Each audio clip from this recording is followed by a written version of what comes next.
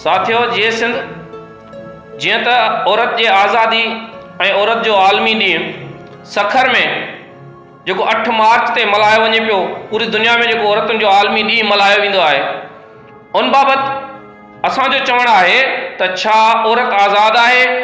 छा असां वटि औरत ग़ुलामी जे वर नाहे चढ़ियल? सॼी सिंध अंदरि औरत जेका आहे उहा ग़ुलामाणी ज़िंदगी गुज़ारे थी ऐं जेको ई नौजवान आहिनि, कुछ माण्हू जेके उनजी मुखालफ़त कनि था त औरत कहिड़ी आज़ादी घुरे थी ऐं उनखे सिर्फ़ु ऐं सिर्फ़ु औरत खे हिकु वारे वे में ॾिठो वञे थो। आउं चवां थो त इहा वाहिद औरत आहे, हिकु काइनात बणाई आहे। हीअ जेका काइनात आहे इहा पूरी दुनिया जो तसवर आहे। तंहिं करे उन औरत खे कॾहिं बि ग़लति वे में न ॾिठो वञे। उहा औरत तव्हांजे माउ जे रिश्ते में आहे, तव्हांजे भेण जे रिश्ते में आहे, तव्हांजे धीअ जे रिश्ते में आहे ऐं हिकु वाहिद रिश्तो हिकु औरत जे लाइ तव्हांखे जेको ॾिनो वियो आहे उहो ज़ाल जो रिश्तो आहे। तंहिं करे ज़ाल खे ॾिसी करे हर औरत खे सिर्फ़ु ज़ाल वारी नज़र सां न ॾिठो वञे, छो त उहा ज़ाल बि तव्हांखे उन करे ॾिनी वई आहे त तव्हां हिकिड़ी नई इंसानियत जो जनम पैदा कंदो।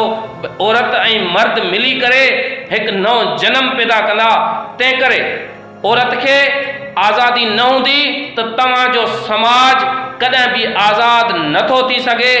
औरत जी आज़ादी तव्हांजे मुआशिरे जी आज़ादी आहे, तव्हांजे ज़िंदगियुनि जी आज़ादी आहे ऐं तव्हां हिकु नई सिंध ॾींदो।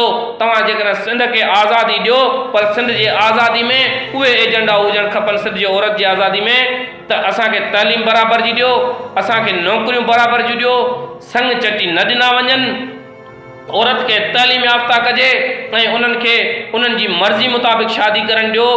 जेकॾहिं तव्हां मर्ज़ी मुताबिक़ शादी करणु नथा ॾियो त उहो ज़ना में शुमार थिए थो। नबी पाक सल्लल्लाहु अलैहि वसल्लम जन बि पंहिंजी न्याणी खां पुछो हुयो। तंहिं करे नबी पाक सल्लल्लाहु अलैहि वसल्लम जी हदीस बि आहे त औरत न्याणी जी शादी पंहिंजी मर्ज़ी मुताबिक़ करायो। पर असांजे सिंध में वॾी बदकिस्मती उहा आहे त जेके नबी सल्लल्लाहु अलैहि वसल्लम जी पैरवी कंदड़ आहिनि उहे ई औरत जे ख़िलाफ़ आहिनि। तंहिं करे औरत जी आज़ादी में छुड़वागी न हुजे। आज़ादी जो नारो इहो हुजणु खपे त मुंहिंजी ज़िंदगी मुंहिंजी मर्ज़ी, मेरा जिस्म मेरी मर्ज़ी जो हिकिड़ो ग़लति तासुर वञे थो। तंहिं करे असीं उन नारे जे बि ख़िलाफ़ आहियूं। तंहिं करे मुंहिंजी ज़िंदगी मुंहिंजी मर्ज़ी मुताबिक़ गुज़रणु खपे। उन नारे जी असां हिमायत कंदासीं। सिंध जे अंदरि अॼु बि औरत ग़ुलाम बणियल आहे। असीं क़ौमी अवामी तहरीक जे सिंधियाणी तहरीक महाज़ ते सभिनी औरतुनि खे गॾु करे दावत ॾियूं था त अचो सिंधियाणी तहरीक में शामिल थी।